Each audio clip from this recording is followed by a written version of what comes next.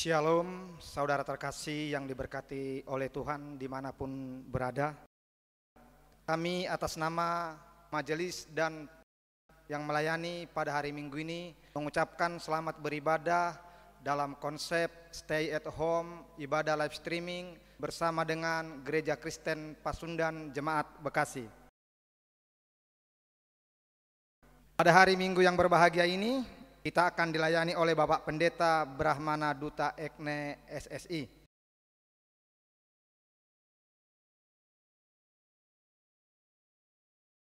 Selanjutnya kami akan menginformasikan melalui media ini warta jemaat.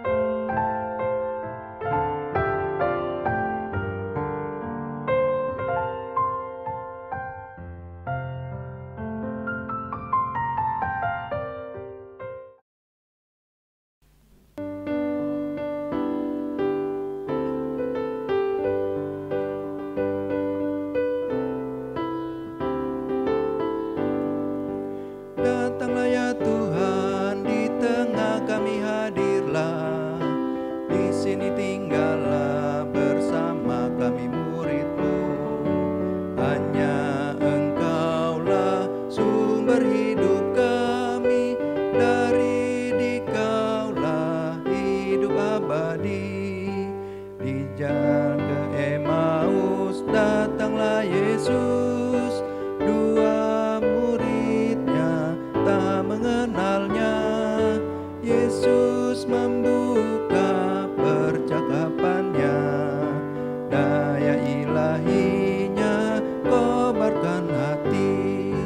Datanglah ya Tuhan, di tengah kami hadirlah. Di sini tinggallah bersama kami murid-Mu. Hanya Engkaulah sumber hidup kami, dari Dikaulah hidup abadi.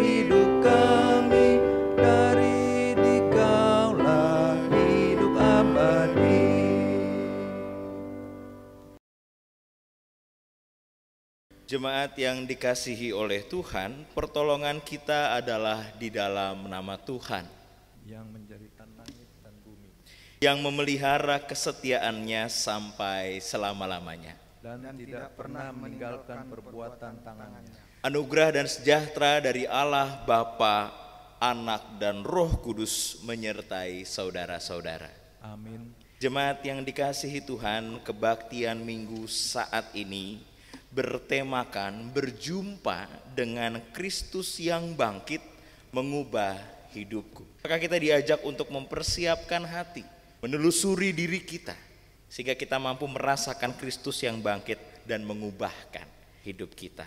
Karena itu nas pembimbing bagi kita adalah dalam Lukas pasal 24 ayat 33 sampai 34 yang mengatakan, lalu bangunlah mereka dan terus kembali ke Yerusalem. Di situ mereka mendapati ke-11 murid itu. Mereka sedang berkumpul bersama-sama dengan teman-teman mereka. Kata mereka itu, sesungguhnya Tuhan telah bangkit dan telah menampakkan diri kepada Simon. Demikianlah firman Tuhan.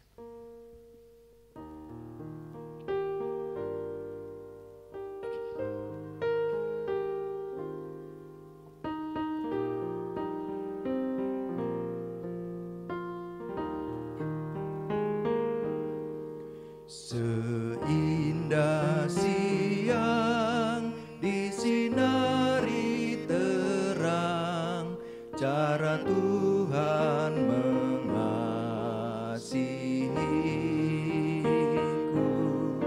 Seindah petang dengan angin sejuk, cara Tuhan mengasihiku.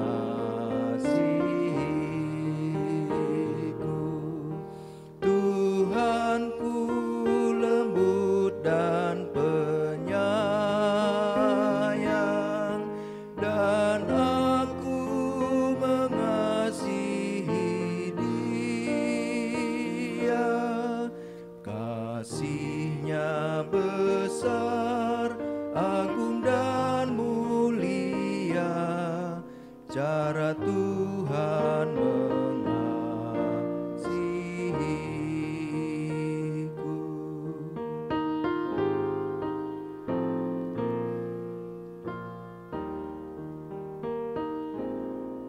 Sedalamnya laut, seluas angkasa, cara Tuhan mengasihiku.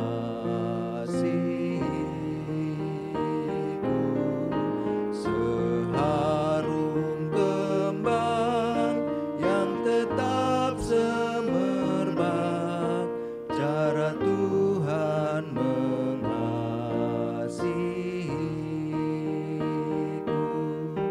Damai-Nya tetap besertaku, dan surgalah pengharapanku. Hidupku tentram, ku nikmati penuh, cara Tuhan mengasihiku.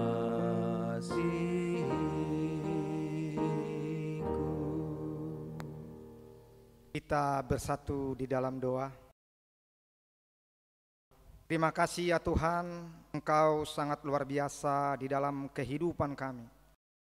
Kami bersyukur ya Bapa untuk berkat dan anugerah yang kami rasakan. Di dalam ibadah ini Tuhan, berkati semua jemaat yang mendengarkannya penuh dengan ucapan syukur.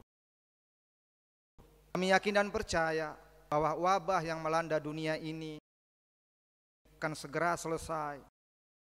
Karena rancangan-Mu kepada semua ciptaan-Mu adalah rancangan sukacita.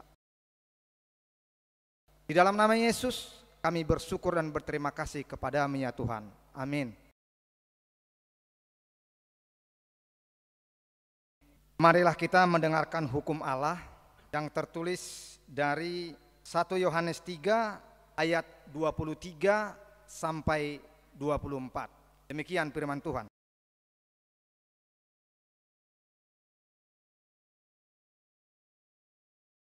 Dan apa saja yang kita minta, kita memperolehnya daripadanya. Karena kita menuruti segala perintahnya dan berbuat apa yang berkenan kepadanya. Dan inilah perintahnya itu, supaya kita percaya akan nama Yesus Kristus, anaknya, dan supaya kita saling mengasihi sesuai dengan perintah yang diberikan Kristus kepada kita. Barang siapa menuruti segala perintahnya, ia diam di dalam Allah dan Allah di dalam dia. Dan demikianlah kita ketahui bahwa Allah ada di dalam kita, yaitu Roh yang telah Ia karuniakan kepada kita.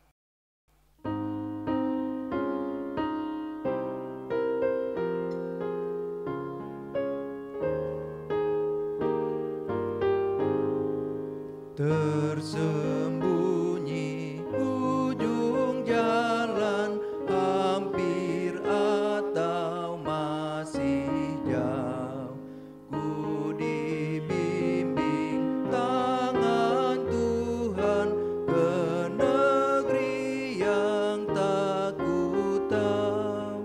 Bapa ajar aku ikut apa juga maksudmu, tak bersangsi atau takut, beriman tetap teguh.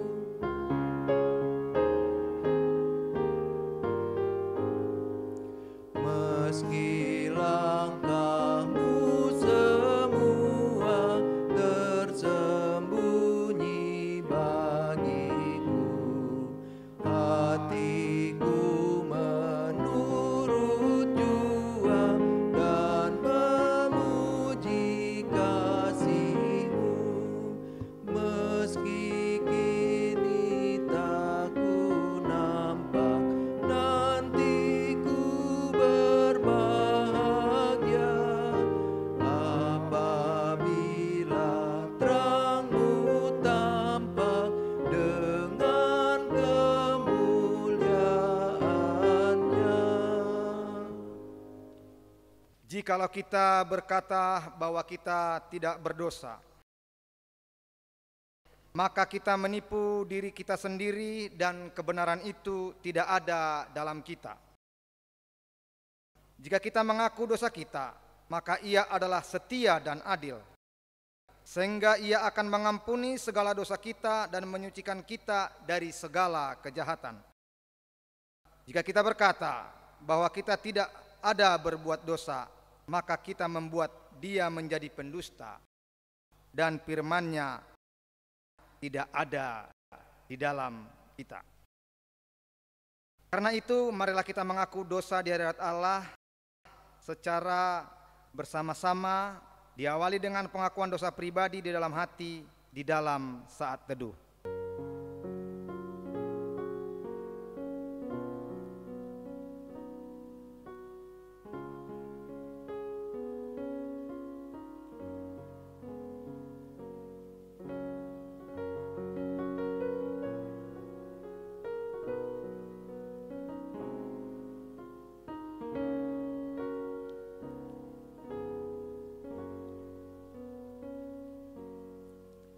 Kita bersama-sama.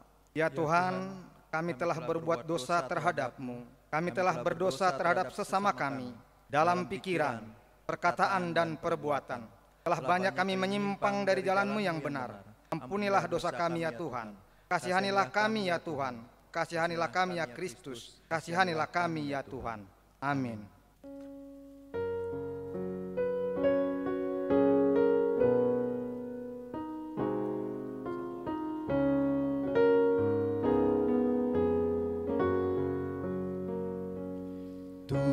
Tuhanku, bila hati kawanku terluka oleh tingkah ujarku, dan kehendakku jadi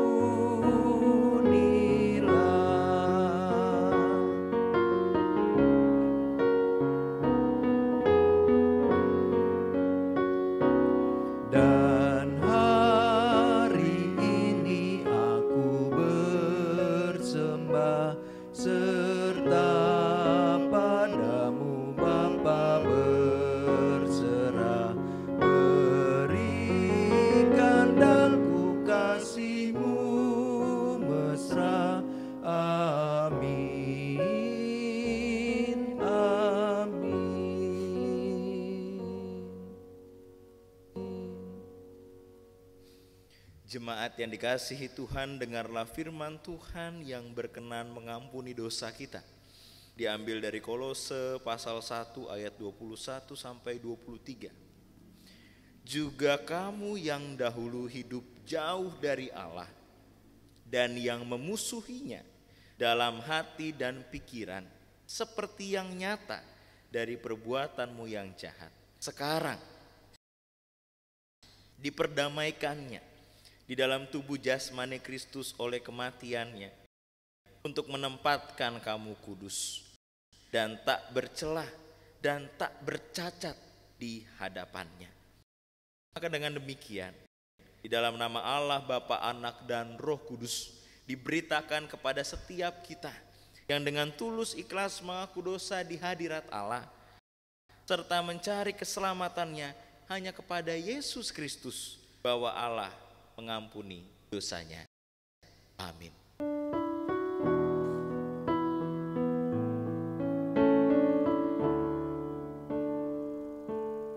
Buka mataku melihatmu Yesus, ku ingin dekatmu, menyatakan kasih. Buka telingaku untuk mendengarmu, oh buka mataku melihatmu Yesus.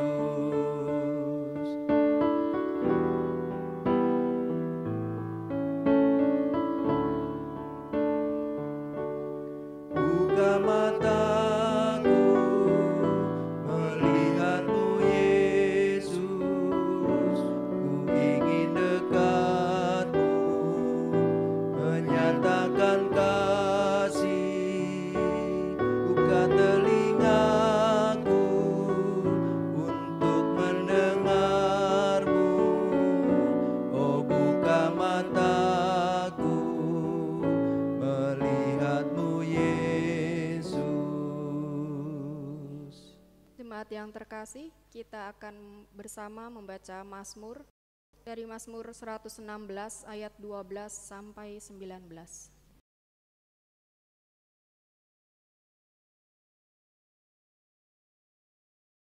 Mazmur 116 ayat 12 sampai 19.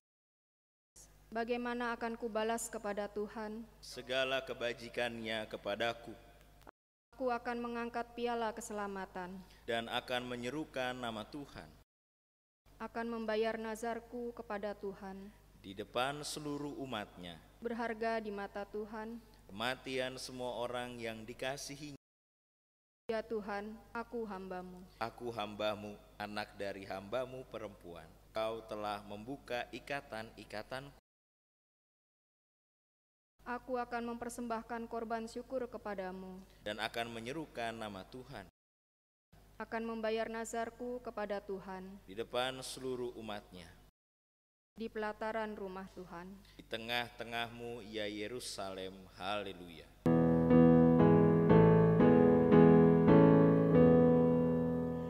Kemuliaan bagi Bapa, Putra, dan Roh Kudus, seperti semula, kini dan terus, dan kekal selama-lamanya.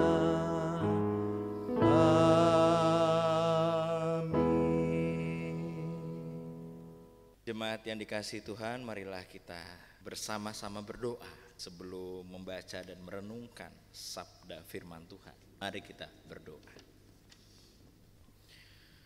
Kami merindukan untuk dekat denganmu ya Tuhan. Sudah beberapa kali kami harus beribadah bersama dengan keluarga kami. Tidak jarang kami merindukan untuk beribadah bersama dengan persekutuan gereja Tuhan, GKP Jemaat Bekasi di rumahmu. Tapi ada kondisi yang membuat kami harus menjaga diri, mengendalikan diri untuk kebaikan orang lain dan juga kebaikan kami. Sehingga kami diajak untuk senantiasa tetap beribadah pada Tuhan di dalam keseharian kami. Terlebih ketika kondisi yang terjadi bukanlah kondisi yang biasa. Kondisi yang terjadi adalah kondisi yang tak pernah kami pikirkan sebelumnya. Sehingga ada banyak hal yang membuat kami berubah. Ada banyak keputusan-keputusan kami yang harus kami kelola kembali demi keluarga kami dan juga kelanjutan hidup kami. Ya Bapa, dalam segala persoalan, pergumulan yang kami alami, kami masih tetap percaya, kami yakin betul bahwa Tuhan tetap berkarya yang terbaik bagi kami. Kami tetap percaya dan yakin bahwa cinta Tuhan adalah cinta yang murni, tulus, dan setiap saat senantiasa hadir, menghiburkan kami, menguatkan kami, memberi kesabaran dan kebijaksanaan bagi kami. Karena itu ya Bapa, kami sungguh merindukan sapaan firman. Karena melalui firman itulah kami dapat hidup, dan melalui firman itulah kami dimampukan untuk melihat dunia yang ada sekarang ini bersama dengan Tuhan. Sehingga Tuhan yang menguasai kami, membuat kami mampu melangkah dalam pengharapan. Maka penuhilah kami dengan Roh Kudus-Mu ya Tuhan, sehingga kami dimampukan sungguh-sungguh memahami firman Tuhan, mengendapkannya, memaknainya, dan menghidupinya. Demikian juga bagi hamba-Mu yang penuh dengan keterbatasan ini, agar kiranya cinta Tuhan hadir baginya untuk dapat berkata-kata sesuai dengan apa yang Engkau mau. Maka berfirmanlah bagi kami ya Tuhan, karena kami telah siap untuk mendengarkan. Amin. Jemaat yang dikasihi oleh Tuhan, marilah kita membuka Alkitab kita bersama-sama. Bacaan kita saat ini diambil dari Injil Tuhan Yesus Kristus menurut Lukas pasal 24 ayat 13 sampai 35. Injil Lukas pasal 24 ayat 13 sampai 35. Lembaga Alkitab Indonesia memberikan judul Yesus menampakkan diri di jalan ke Emmaus.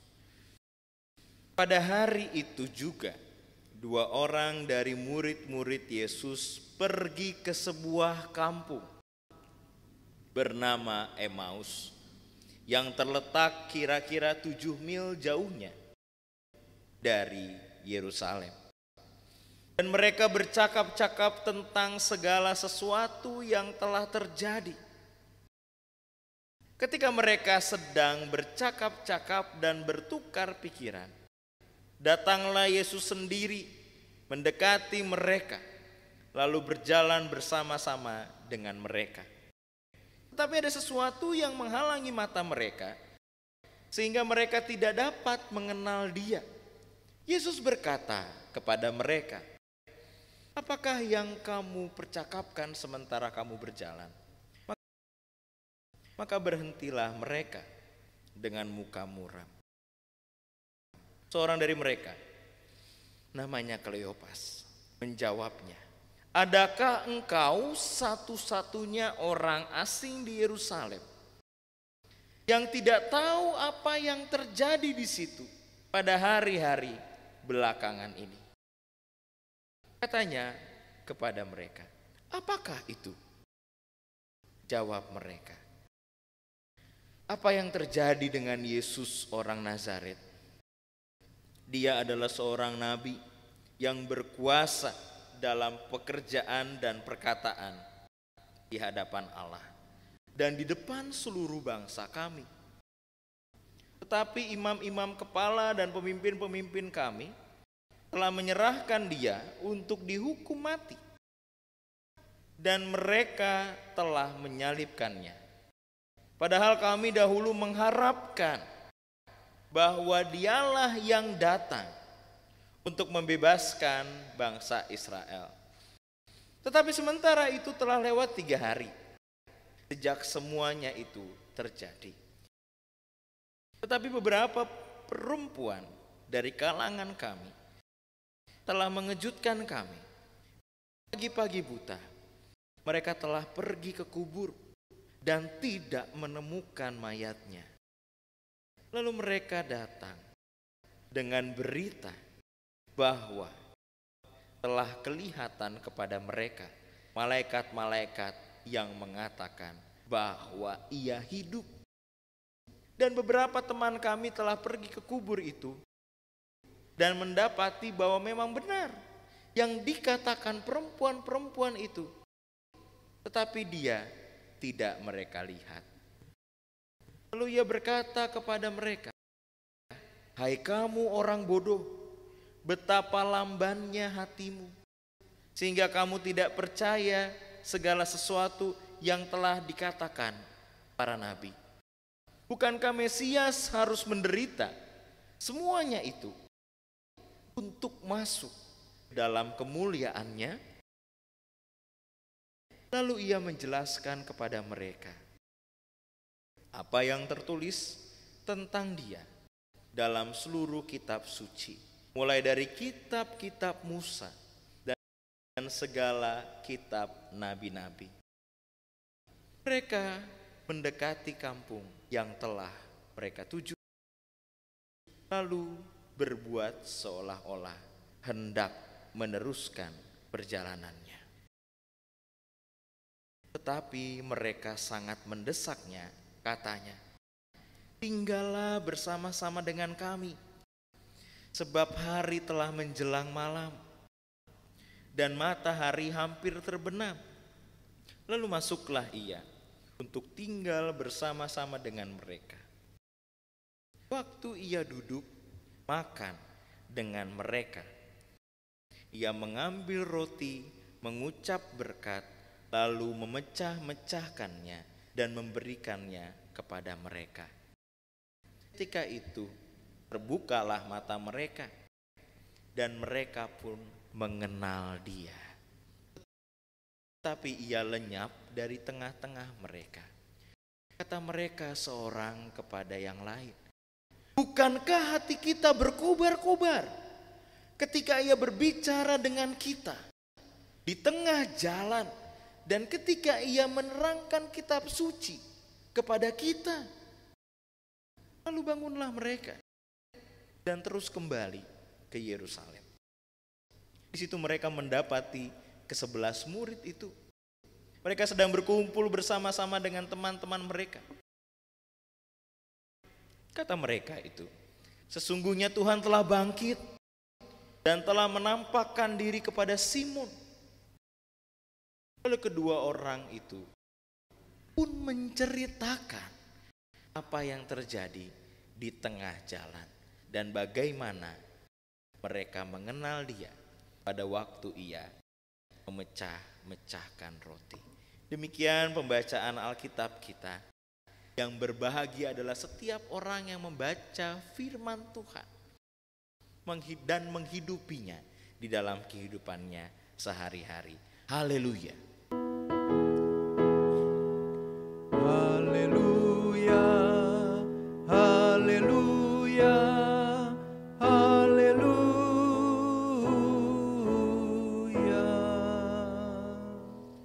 Jemaat yang dikasihi oleh Tuhan, Shalom. Saya dengar semangatnya, walaupun suaranya tidak terdengar. Kiranya kita juga semua diberi semangat ya untuk menjalani kehidupan kita saat-saat ini. Jemaat yang dikasihi Tuhan,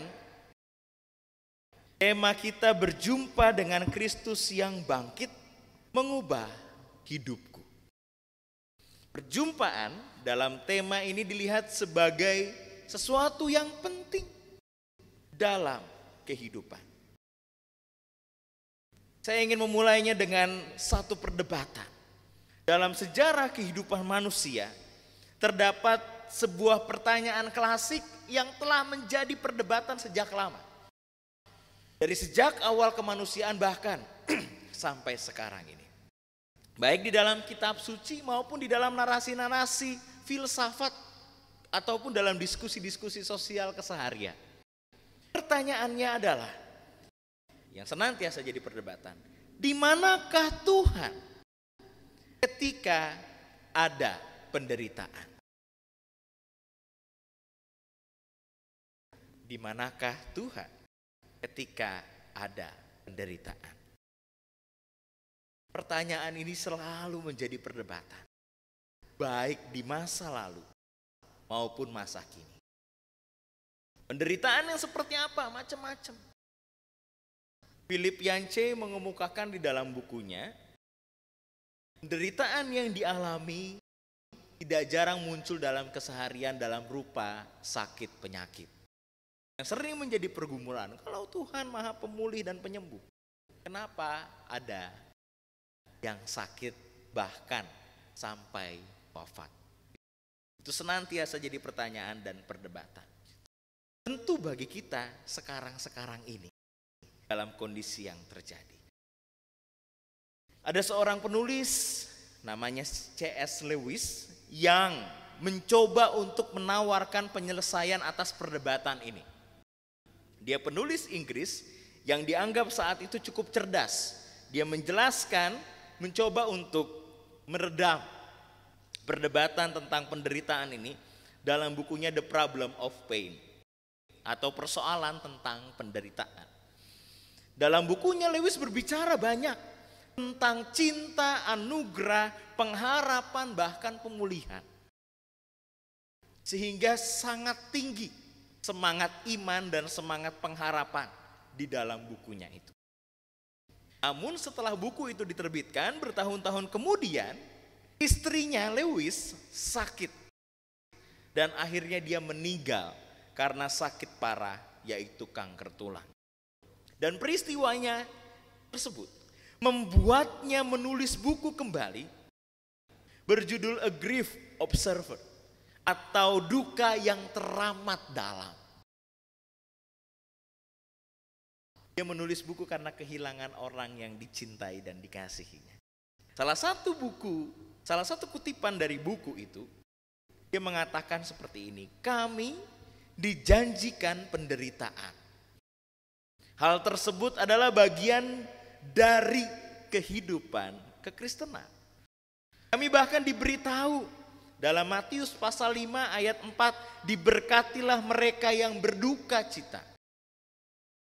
Dan saya menerimanya. Saya tidak punya apa-apa dan saya tidak bisa tawar-menawar. Tentu saja sangat berbeda ketika hal itu terjadi pada diri saya sendiri, bukan pada orang lain. Dan pada kenyataannya bukan imajinasi. Sehingga Lewis menjadi paham atas apa itu makna penderitaan yang selama ini diperdebatkan. Sehingga dalam bukunya Lewis mencoba melihat bahwa peristiwa kedukaan dan penderitaan rasanya sebagai suatu proses kehidupan. Bahkan dia mengatakan, jika ada penderitaan, kesedihan, itu perlu diterima dan dijalani sebagai bagian dari iman. Dan disitulah makna perjalanan dengan Tuhan begitu dirasakan menghibur, sekaligus menggetarkan, menggembirakan, sekaligus meneduhkan. Oleh karena itulah perdebatan tentang penderitaan dan anugerah tidak akan pernah berakhir. Bahkan kehidupan Yesus Kristus sendiri pun harus mengalami penderitaan untuk menunjukkan kemenangan dan anugerah melalui peristiwa bangkitan. Proses itulah yang pada akhirnya dapat kita renungkan. Proses penderitaan, anugerah, yang akhirnya membuat kebangkitan menjadi peristiwa yang begitu penting, berharga, dan unik. Kenapa peristiwa kebangkitan penting? Karena itulah bukti kemenangan Yesus atas maut dan kemahakuasaannya atas ciptaan. Peristiwa kebangkitan itu berharga karena di dalam kebangkitannya Yesus menunjukkan cinta yang murni, yang tulus bagi kehidupan manusia. Dan peristiwa kebangkitan juga peristiwa yang unik. Karena sapaan kebangkitan Yesus bagi setiap orang berbeda-beda dan otentik penuh kuasa.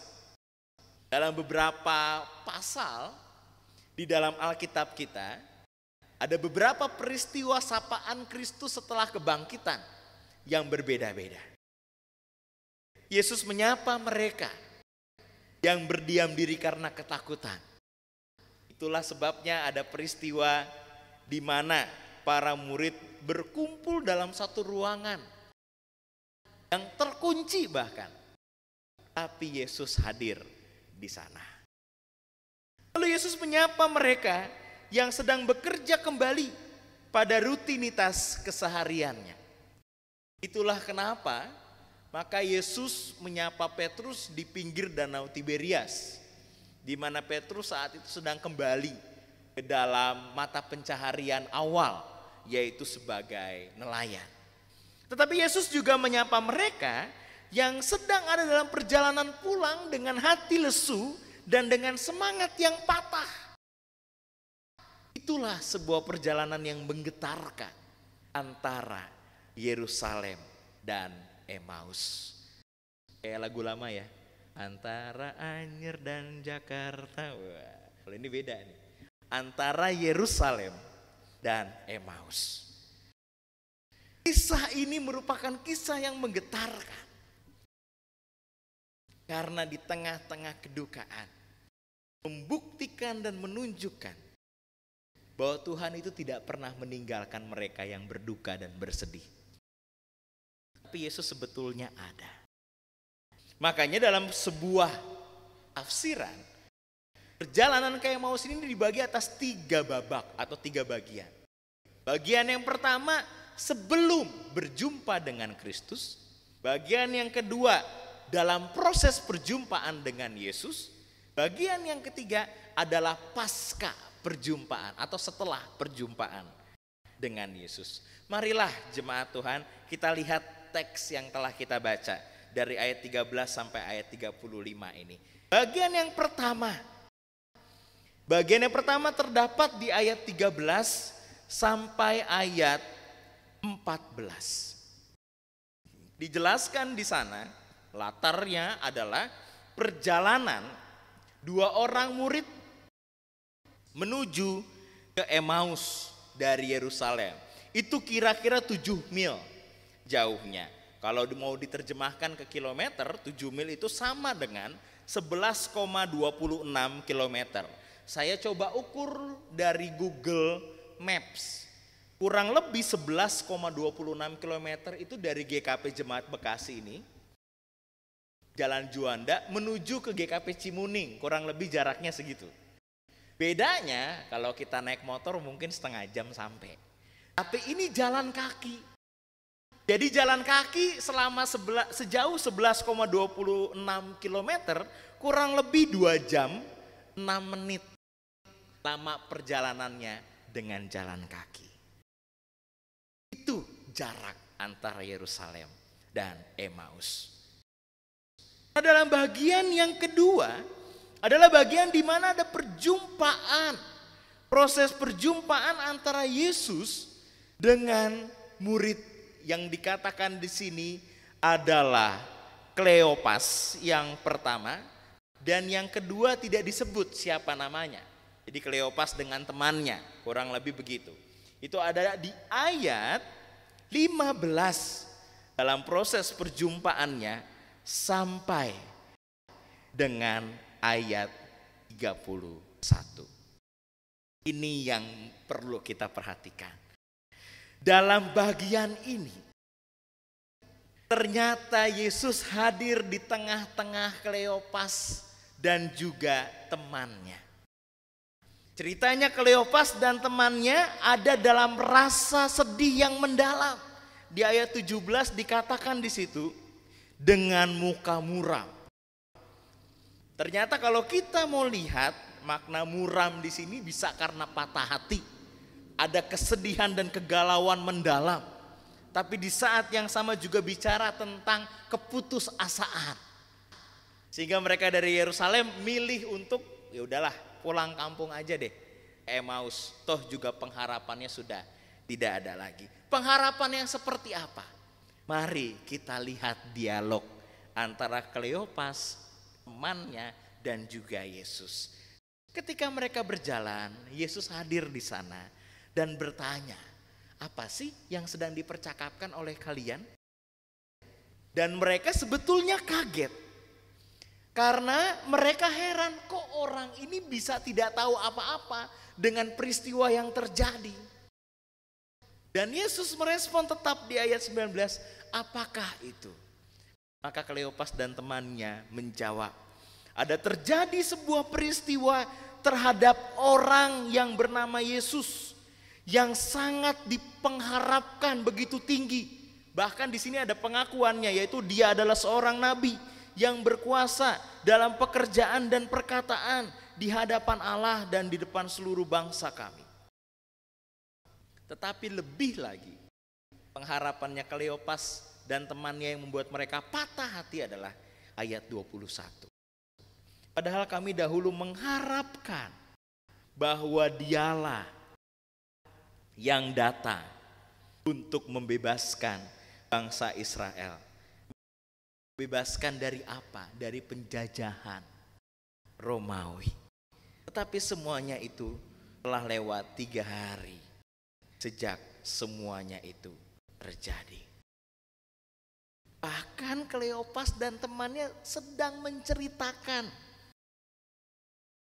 bahwa kuburnya kosong. Kata malaikat, ia hidup. Dan kata beberapa teman kami yang ke kubur itu mendapati bahwa memang benar yang dikatakan perempuan-perempuan itu. Tetapi dia tidak mereka lihat. Tetapi kalau kuburnya kosong, kenapa mereka masih pergi? Karena mereka merasa bahwa kubur itu kosong, Yesusnya diambil orang. Bukankah ketika Maria berjumpa dengan Yesus, dikira Yesus tukang kebun kan? Bukan Yesus itu sendiri. Dan ini terjadi di sini juga. Yang jalan sama Kleopas itu Yesus sendiri. Tapi mata mereka seperti dihalangi sesuatu. Sehingga mereka tidak mengenal dia. Dihalangi sesuatu ini jadi diskusi memang. Bisa karena kesedihan yang mendalam. Dia menangis. Kan kadang-kadang kalau kita nangis besar, nangis yang begitu deras karena kesedihan, biasanya matanya tuh jadi buram untuk melihat sekeliling. Kenapa? Macam-macam. Bisa karena kelopaknya agak membengkak. Kalau istilah anak muda tuh apa? Matanya sembab. Wah, habis galau nih kayaknya ya. Menangisi laki-laki atau menangisi perempuan dan sebagainya. Nah, kalau matanya sembab, jadi nggak bisa lihat sekitar atau orang terdekat tuh dengan jelas. Itu kemungkinan pertama. Tapi kemungkinan yang kedua, atau memang disengaja oleh Yesus sehingga mereka tidak bisa melihat. Tapi yang menarik di sini adalah, kalau mereka tidak melihat, mereka mengungkapkan tentang Kristus yang bangkit. Tapi hati mereka sudah keburu patah hati, hilang arah, sehingga membuat mereka memilih untuk pulang.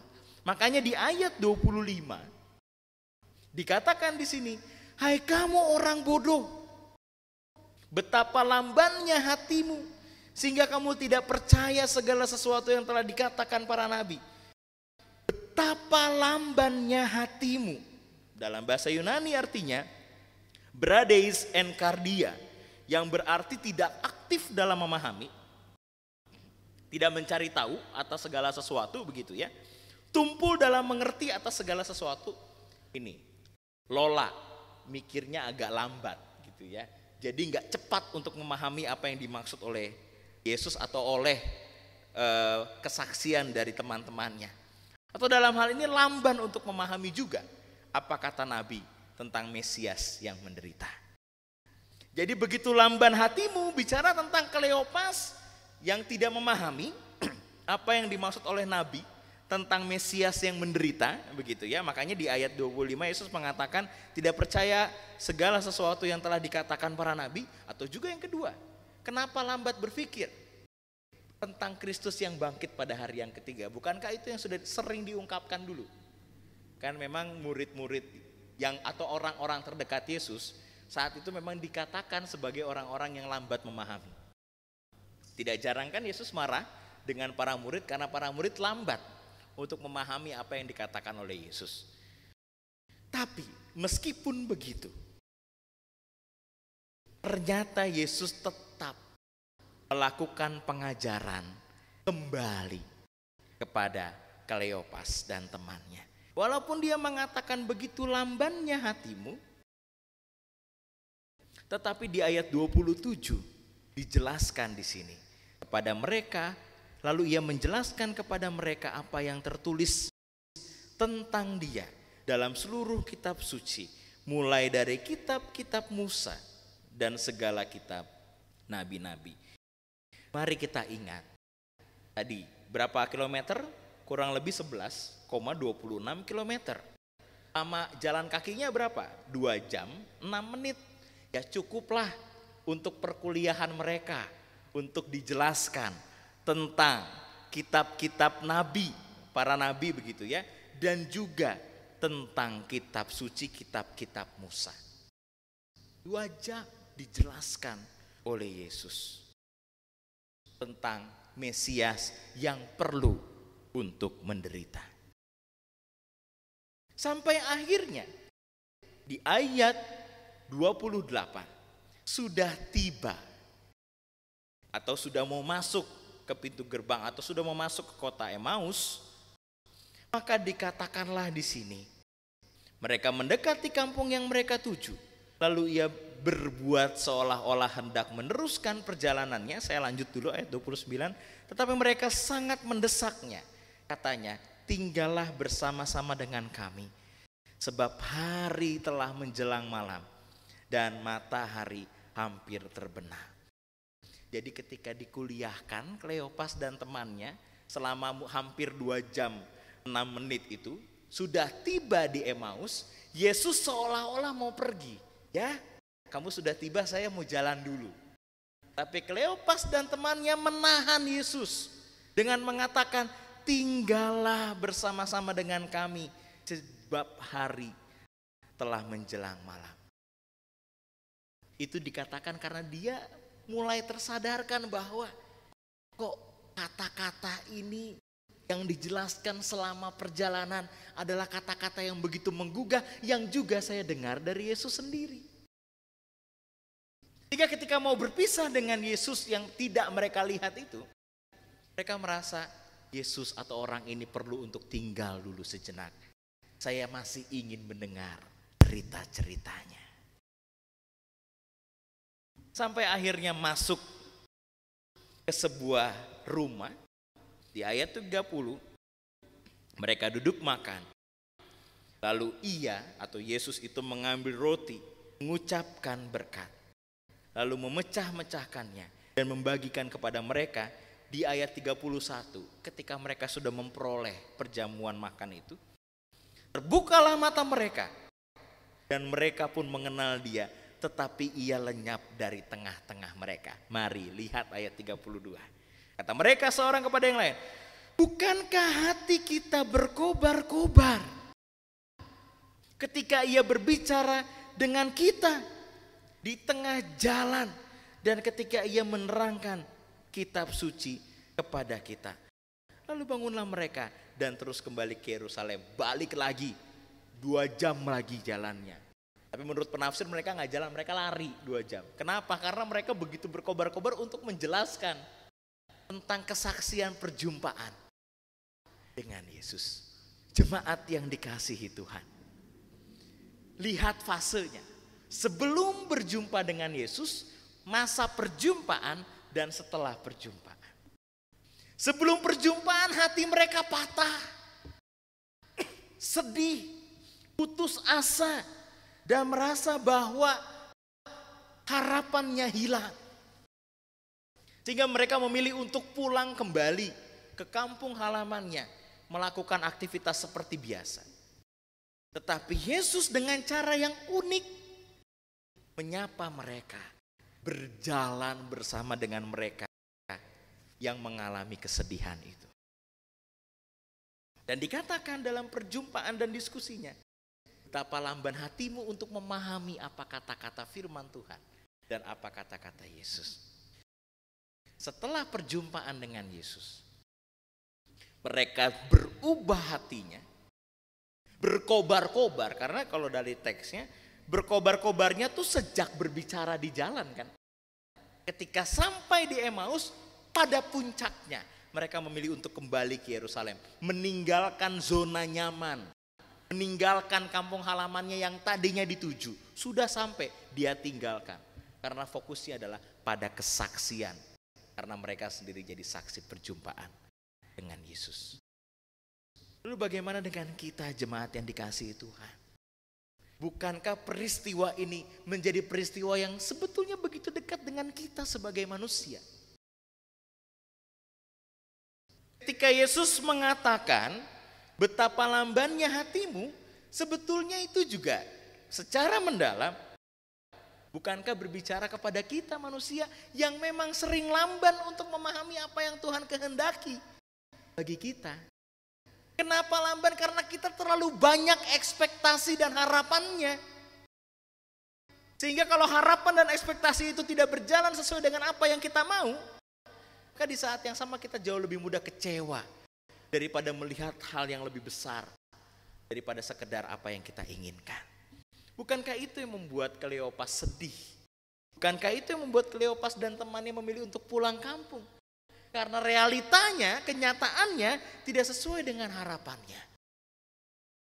Padahal apa yang dinyatakan oleh Yesus di luar ekspektasi kita dan jauh lebih bermulia dan jauh lebih berharga.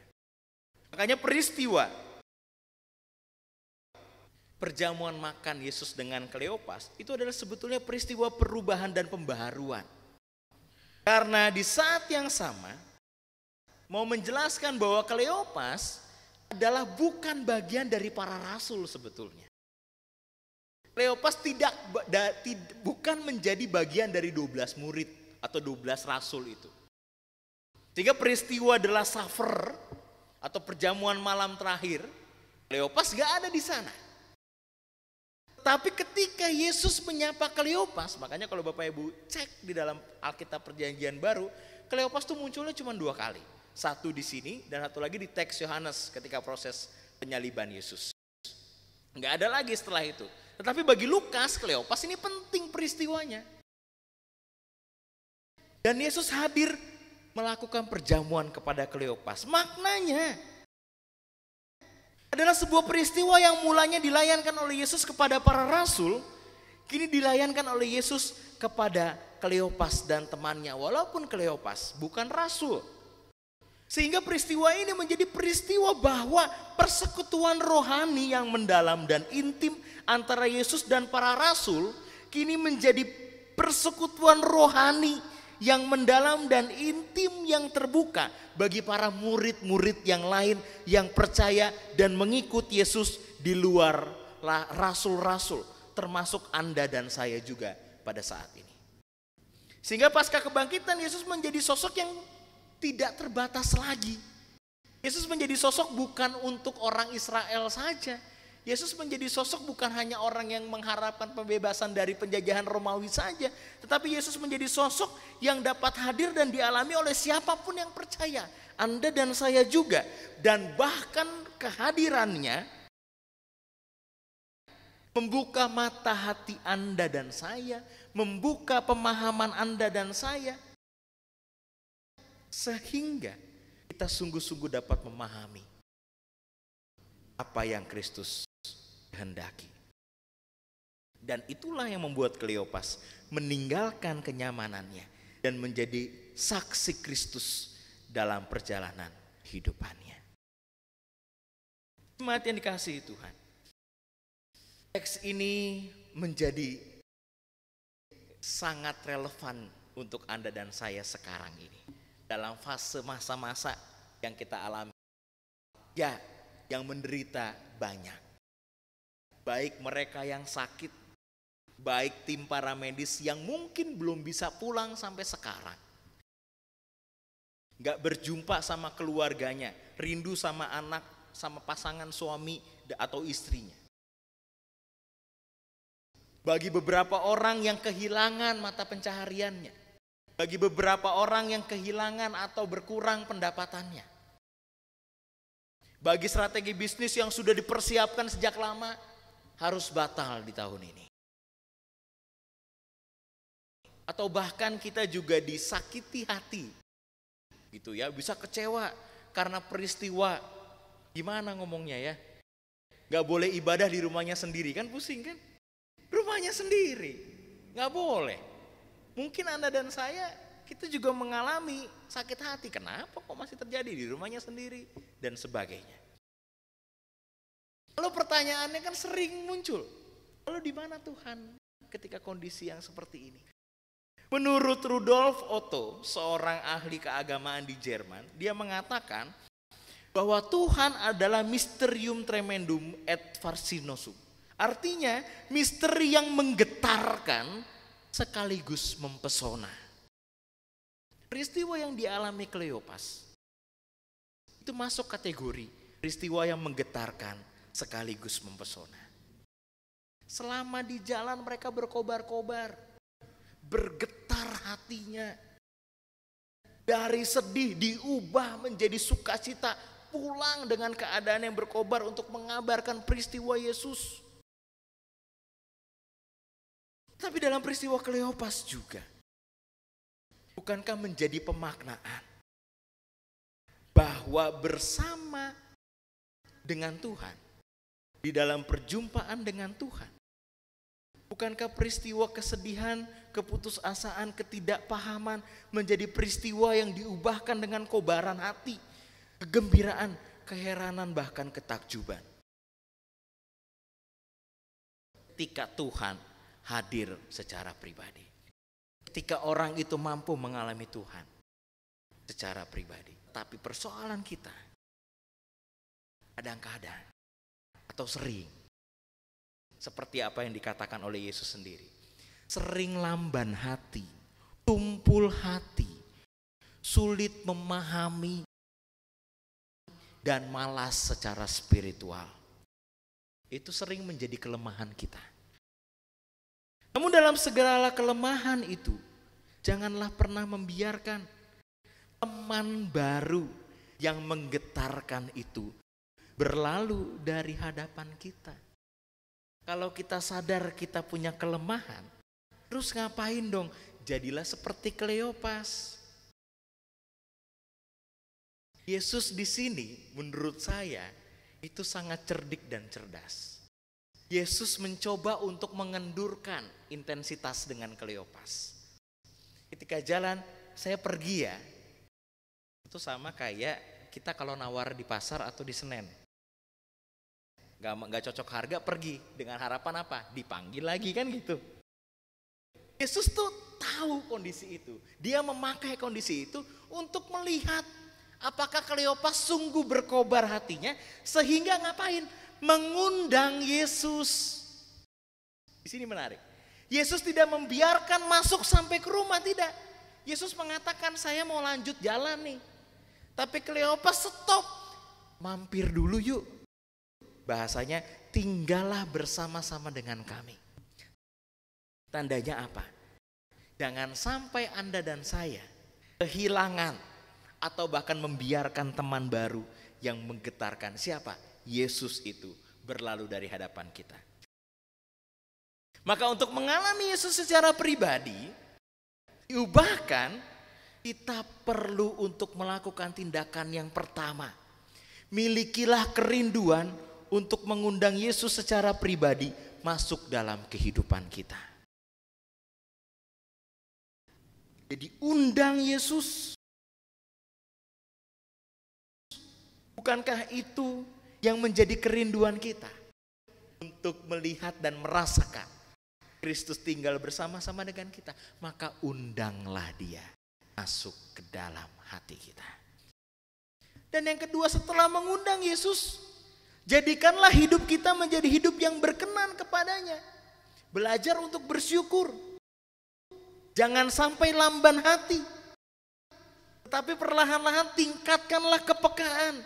Ubahlah hati yang lamban menjadi hati yang memahami.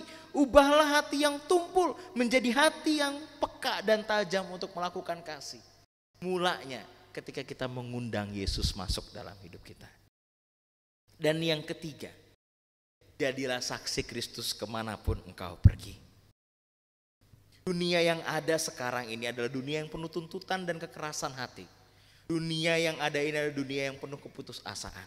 Maka kita yang mengundang Yesus hadir, maka kita juga yang perlu menghadirkan damai dan semangat serta pengharapan, sehingga kita menjadi murid-murid Tuhan yang diubahkan untuk menyatakan yang benar di tengah-tengah dunia yang membutuhkan pertolongan. Maka Anda dan saya bisa terlibat untuk menolong. GKP Bekasi punya GKP Bekasi Peduli. Bapak Ibu bisa terlibat di sana. Ada yang untuk rumah sakit, tetapi ada juga yang untuk anggota jemaat kita yang memang membutuhkan. Bukankah di saat yang sama melalui pertolongan Bapak Ibu di dalam nama Tuhan menjadikan atau menghadirkan damai sejahtera juga bagi banyak orang? Sehingga Anda dan saya sungguh-sungguh mampu dalam proses itu mengalami Kristus dan diubahkan secara pribadi, berkobar secara pribadi. Jemaat yang dikasihi oleh Tuhan, kita merindukan kehadiran Kristus yang mengubahkan kita menjadi pribadi yang berkobar dan berpengharapan. Maka sekarang kita perlu untuk mengundang Yesus secara pribadi. Seperti Kleopas yang mengatakan, tinggallah bersama-sama dengan kami.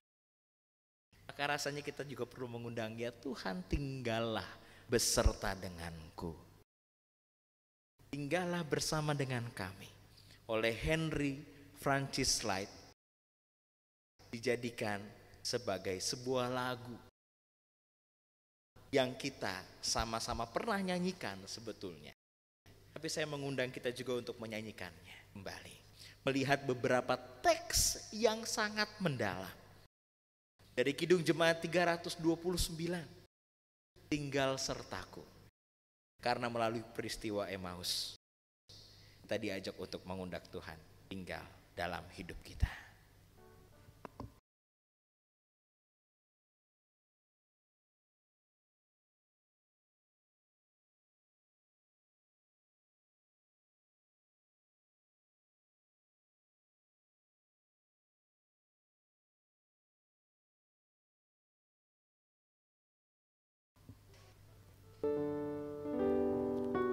Mari kita menyanyikannya perlahan-lahan, lihat teksnya.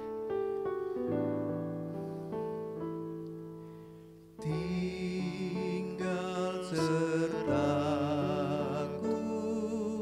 hari telah senja, gelap makin turun, Tuhan tinggallah, lain pertolongan tiada ku temu. Maha penolong tinggal sertaku. Ayat yang ketiga, aku perlu di kau tiap jam. Aku perlukan di kau tiap jam, dalam cobaan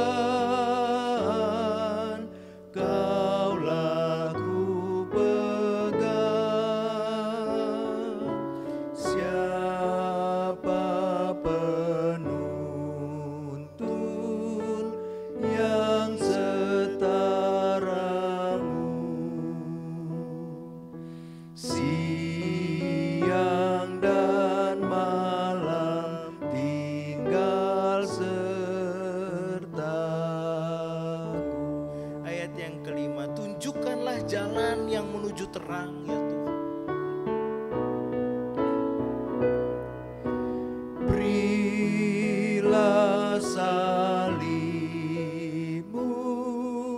nyata di depan,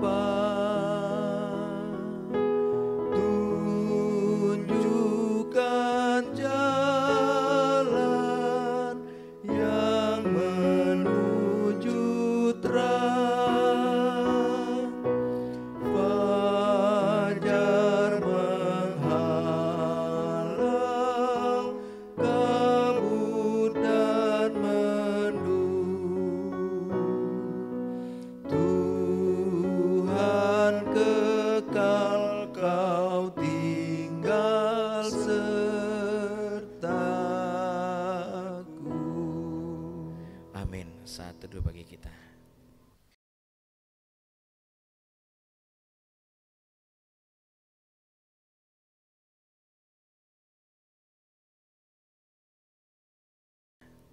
Sambil mengiringi saat teduh ini, maka persembahan kesaksian pujian dari Kak Rita.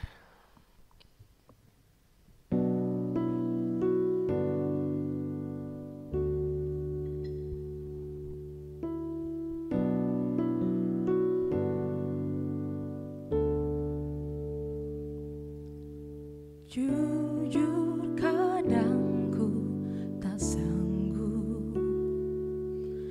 menghadapi semua bebanku, menantikan jawaban, menolak untuk menyerah. Ku tahu Kau Tuhan yang sanggup menolong dalam sesaku.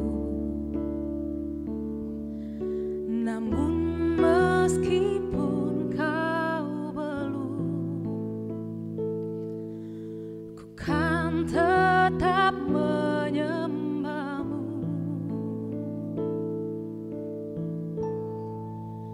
Ku kan bernyanyi sampai jiwaku percaya, sampai hatiku mendengar lagu pengharapan. Ku kan berserah, ku tahu aku tak sendiri. Ku yakin Kau mengasihiku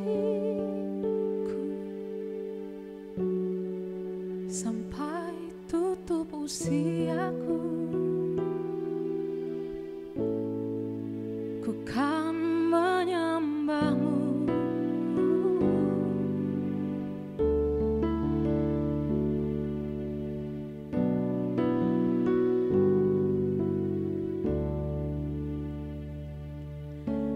Jujur kadang aku lalai,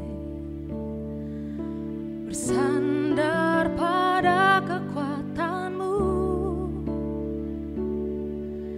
Di dalam kelemahanku, sempurnalah kuasa-Mu. Imanku memegang janji-Mu. Ku tahu Kau selalu bersamaku dalam setiap perkaraku. Kaulah damai tenangku. Ku kan bernyanyi sampai jiwaku percaya, sampai hatiku mendengar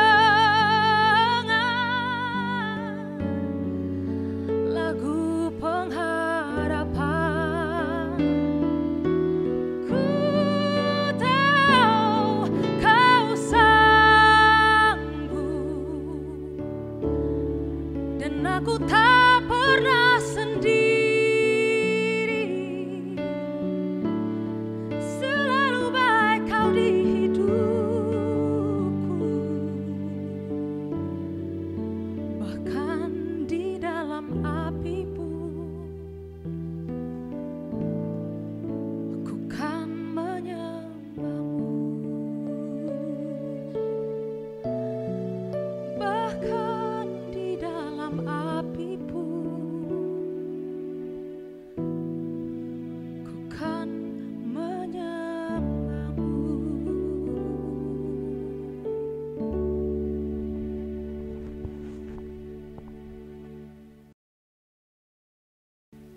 Jemaat yang terkasih, marilah kita mengucapkan pengakuan iman bersama-sama. Aku percaya kepada Allah Bapa yang Maha Kuasa, Khalik langit dan bumi, dan kepada Yesus Kristus, Anak yang tunggal Tuhan kita, yang dikandung daripada Roh Kudus, lahir dari anak darah Maria, yang menderita di bawah pemerintahan Pontius Pilatus, disalibkan, mati dan dikuburkan, turun dalam kerajaan maut. Pada hari yang ketiga bangkit pula dari antara orang mati, naik ke sorga, duduk di sebelah kanan Allah Bapa yang Maha Kuasa, dan akan datang dari sana untuk menghakimi orang yang hidup dan yang mati. Aku percaya kepada Roh Kudus, gereja yang kudus dan am, persekutuan orang kudus, pengampunan dosa, kebangkitan daging, dan hidup yang kekal. Amin.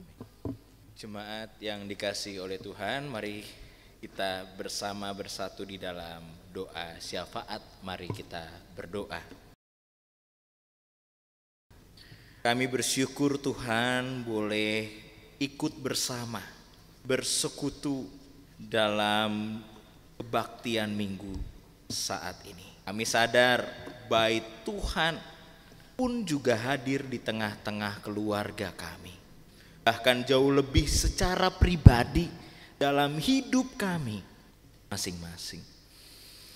Betapa bersyukurnya kami ya Tuhan, karena kami mampu mengalami Tuhan secara pribadi.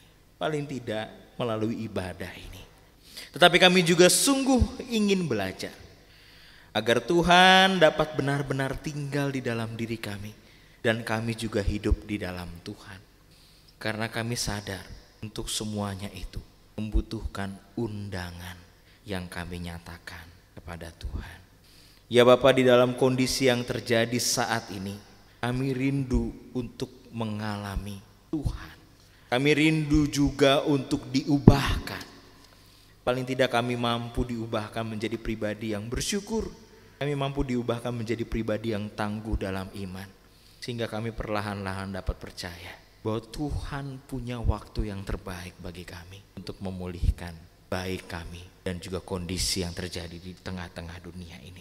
Sehingga melalui firman Tuhan, kami percaya kehadiran Tuhan bersama-sama dengan Kleopas dan temannya dalam perjalanan di Emmaus menjadi peristiwa dan bukti bahwa Tuhan juga hadir bagi setiap orang yang juga sedang berjuang dalam segala keadaannya. Kami percaya Tuhan Yesus pun hadir bersama dengan mereka yang sedang berjuang di garis depan untuk mengkondisikan yang terbaik bagi pemutusan dan pemulihan bangsa Indonesia dari COVID-19. Sehingga berkatilah mereka Tuhan, para medis, baik tim gugus tugas, pemerintah, dan juga TNI Polri dan seluruh relawan yang terlibat. Tuhan juga kerahkan setiap orang untuk peduli dan terlibat membantu bersama.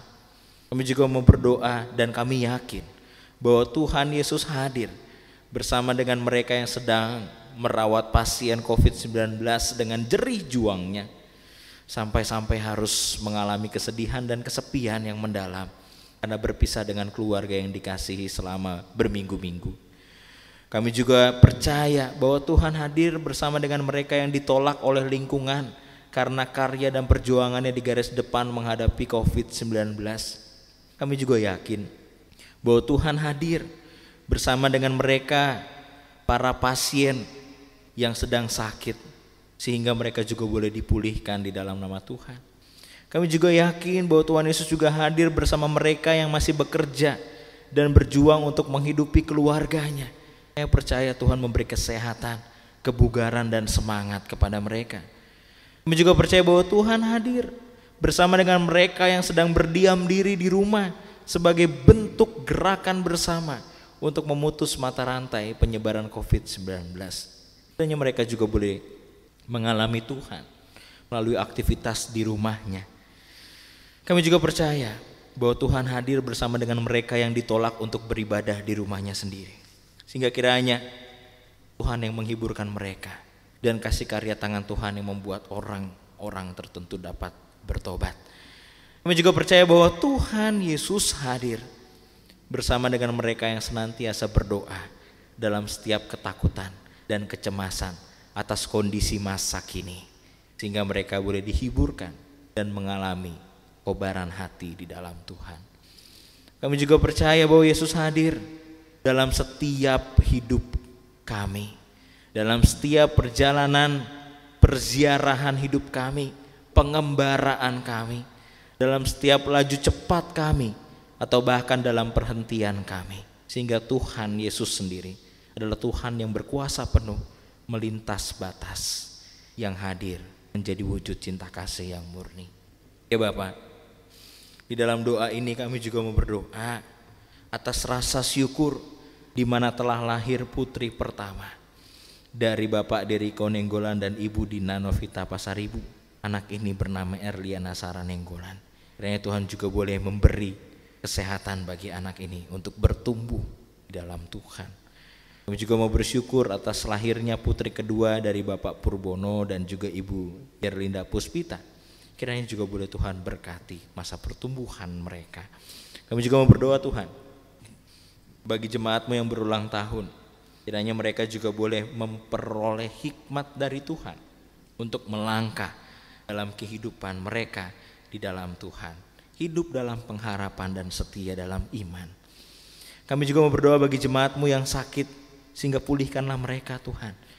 Yaitu Ibu Sarti Karel, Bapak Anton, Bapak Japadi Sregar, Ibu Letina Saragi, Ibu Mangapul Aritona, Darius Simangunsong, Ibu Lea Raymond Oktoseya, Adriel Nathanael, Bapak Johan Erlitik, Bapak Jeffrey Sumpeno, Ibu Rosma Simanjuntak, Oma Anan Sulaiman, Bapak Suryadi Pakpahan, Ibu Sumadi Gultom, Ibu Hedi Opung Sunggu, Ibu Nurliana Aritona, Dustin, Bapak RJ Rumate, Ibu Saimin Iman, Bapak Lawrence Petonangan, Bapak Tony Pardede, dan Bapak Sabar Nadiak. Kiranya Tuhan juga memulihkan mereka untuk boleh sembuh dan melangkah bersama dengan Tuhan. Ya Bapak, inilah doa kami. Kami sadari betul jauh dari kesempurnaan ya Tuhan, tapi kiranya kehadiran-Mu dalam hidup kami menyempurnakan kami untuk tetap percaya dan berserah pada Tuhan. Untuk itu ya Bapa, kami menyatakan doa ini kepadamu bersama-sama dengan doa yang Tuhan Yesus Kristus ajarkan bagi kami. Bapa kami yang di sorga, kuduskanlah namamu, datanglah kerajaan-Mu, jadilah kehendak-Mu di bumi seperti di sorga. Berikanlah kami pada hari ini karena kami yang secukupnya, dan ampunilah kami akan segala kesalahan kami, seperti kami juga mengampuni orang yang bersalah kepada kami. Dan janganlah membawa kami ke dalam cobaan, tapi lepaskanlah kami daripada yang jahat, karena Engkaulah yang punya kerajaan dan kuasa dan kemuliaan sampai selama-lamanya.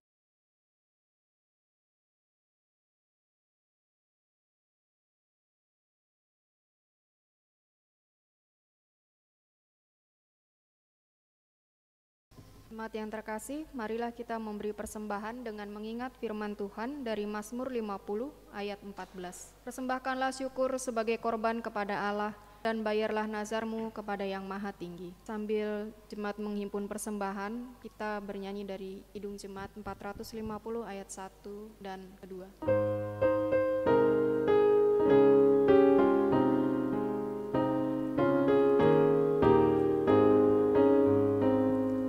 Hidup kita yang benar haruslah mengucap syukur, dalam Kristus bergemar, janganlah tekebur. Dalam susah pun senang, dalam segala aku bermasmur dan ucap syukur, itu kehendak-Nya.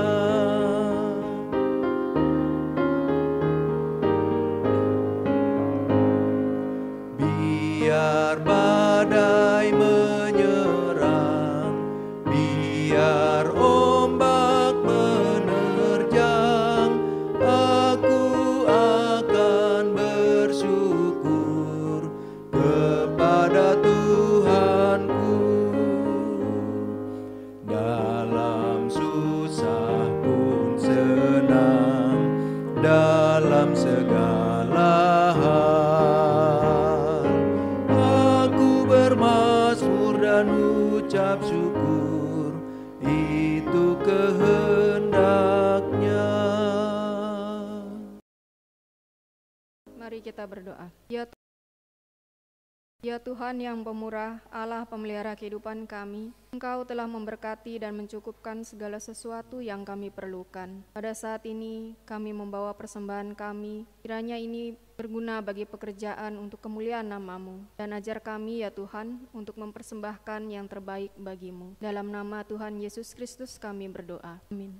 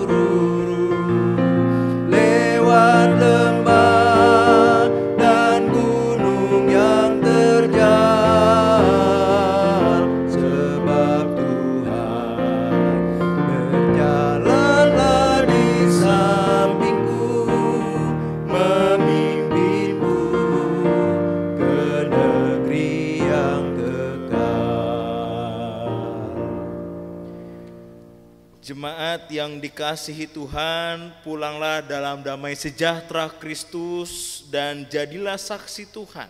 Lakukanlah firman, undanglah Kristus hadir dalam hidupmu secara pribadi, sehingga Kristus mengubahkan hidup kita di dalam kobaran kasih-Nya. Maka sekarang ini, terimalah berkat dari Tuhan. Tuhan memberkati engkau dan melindungi engkau. Tuhan menyinari engkau dengan wajah-Nya dan memberi engkau kasih karunia. Tuhan menghadapkan wajah-Nya kepadamu dan memberi engkau damai sejahtera. Haleluya. Amin. Haleluya. Haleluya.